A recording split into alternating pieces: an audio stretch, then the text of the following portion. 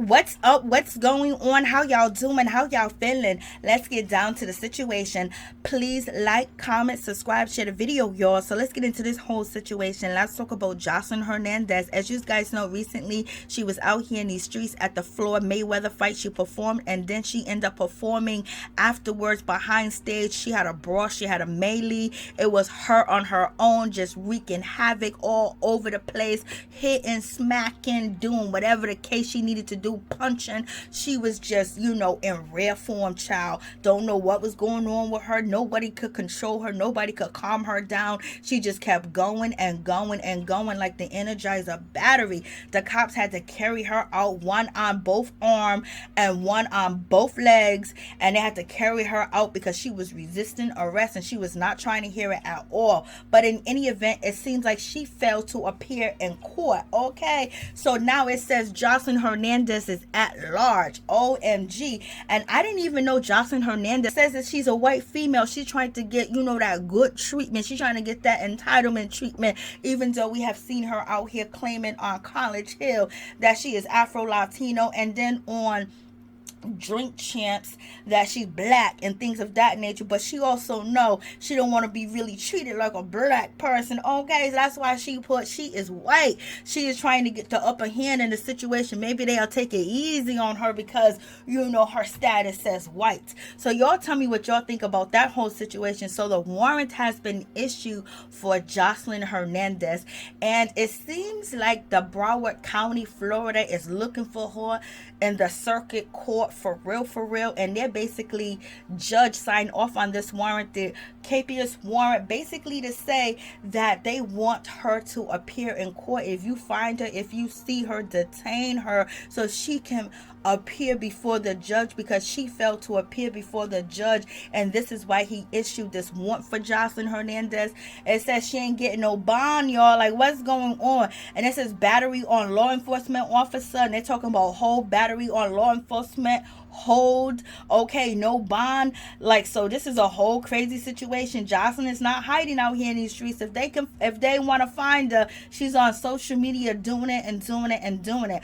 But Joseline might, have a, little bit of help and support when it comes to the Zeus Network, because, she's on the Cabaret and Zeus got the money for them attorneys. Okay, because she got to be out here promoting. So you guys let me know what you think about this whole situation. And yes, Joseline was off the chain, like OMG. She wouldn't stop. Like, once you're upset, you win, but then you start attacking random people. But she was attacked by somebody that she didn't know, and it was like a whole crazy situation. Melissa was up in there. She was smacking, she was banging, she was just running amok. Like, they just released her from the asylum, okay, on not on tranquilizer, but on something that gives you energy and makes you brawl. Like, I don't know if they gave her the ice, what's happening, but in any event, you guys let me know what you think about that situation. Since we are in the realm of the Zeus Network, let's get into it when it comes to roly-poly snack meals, okay, from Baddies.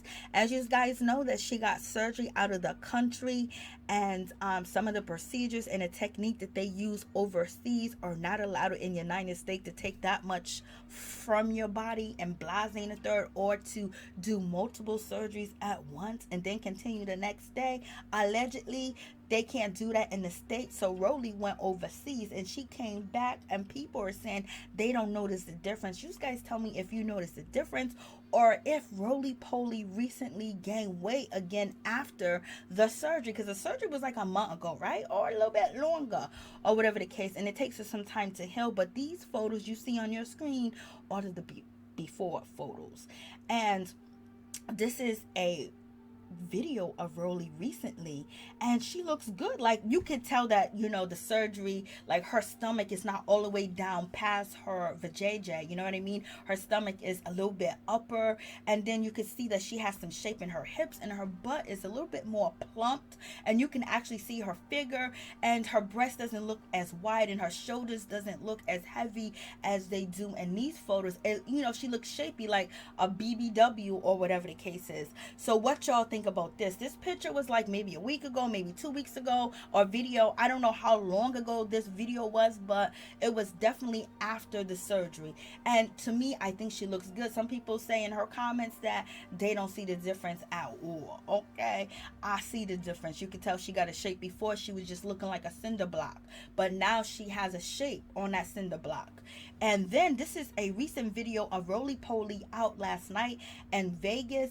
I believe the video came from the Ghetto Review on Instagram. Okay, so this is Rollie. She's doing a show, and she looks a lot. She doesn't look like this. Oh no, you know what I mean? She don't look like this right here. Looks shapy. Maybe there are some, you know, apps that she got going on, or filters, or whatever the case is.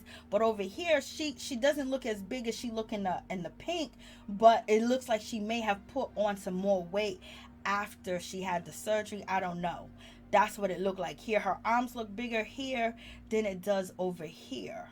Okay, if you can see what I mean. But she was recently out in Vegas and she was performing, and the song that she was performing was definitely a bop. But it also seemed like the crowd that was there was like a special event that was booked exactly for Rollie, because everybody was in their bikinis, they was in their swimwear, and they was in their lingerie. Okay, and it was mostly women. And you know, I was like, what's going on here, child? So y'all tell me what y'all think about this whole situation.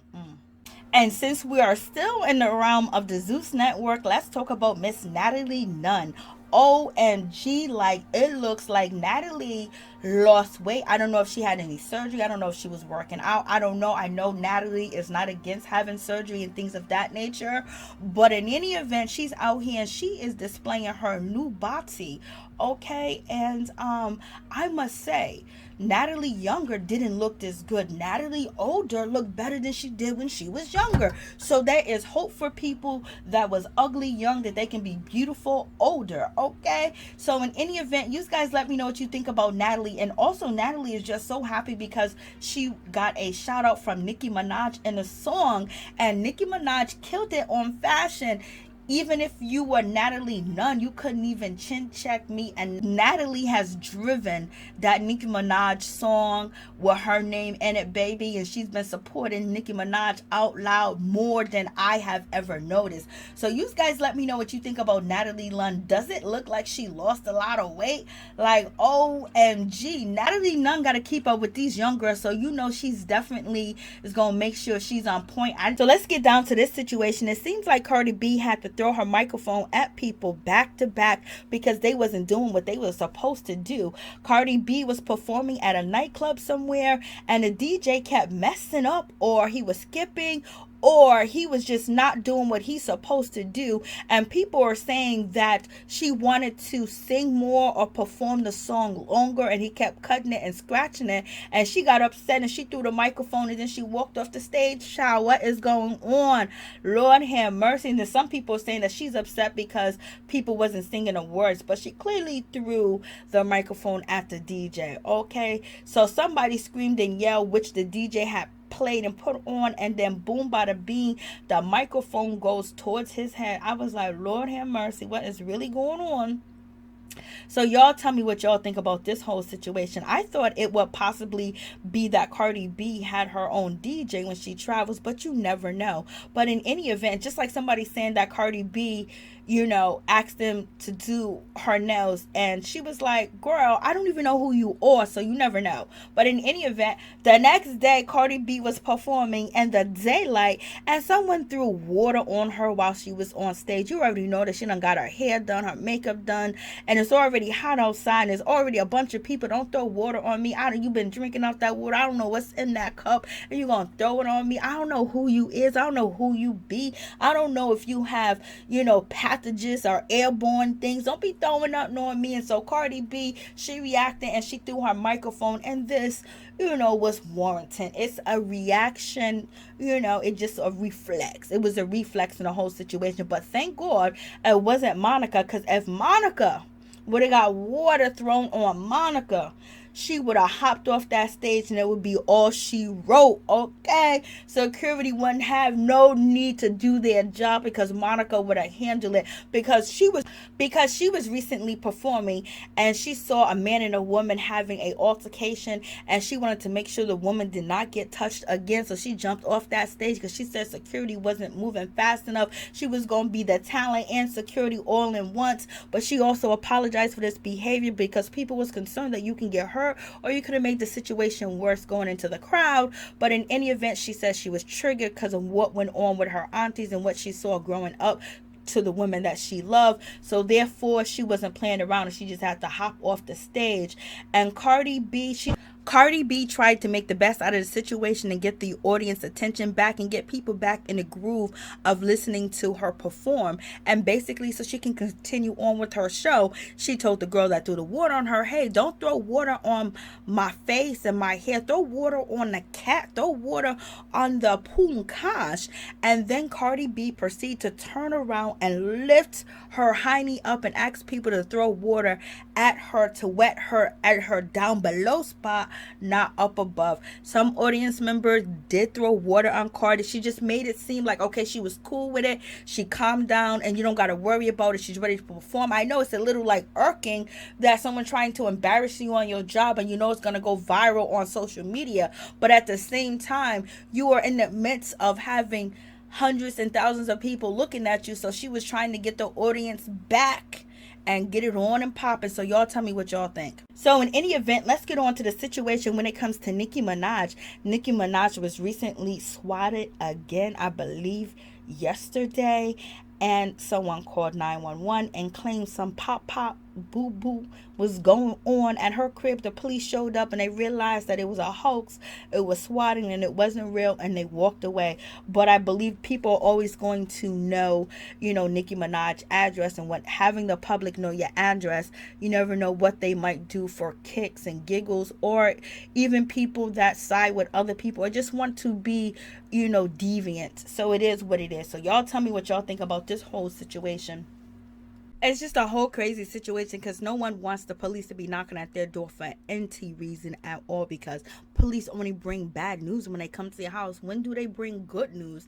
Unless you already involved in a case or something of that nature. But you never know what the officer is going through, how he's feeling, what his mental capacity is, what his emotional and maturity level is, and what his anger level is, and whether he likes you or not because of the way you look, and so having someone come to your house and knock on your door that has authority and some type of power, it could end a bad way. It could end in a negative way. So it's just like people are doing this for giggles and kicks, or maybe they don't like Nicki, but innocent people can actually get hurt by this situation, because you never know what could go on and what can make somebody trigger and go off. You know what I mean? So thank God everybody walked away from this situation safe. I wish people would stop, because innocent people, the maid, the gardener, the pool person, or even nah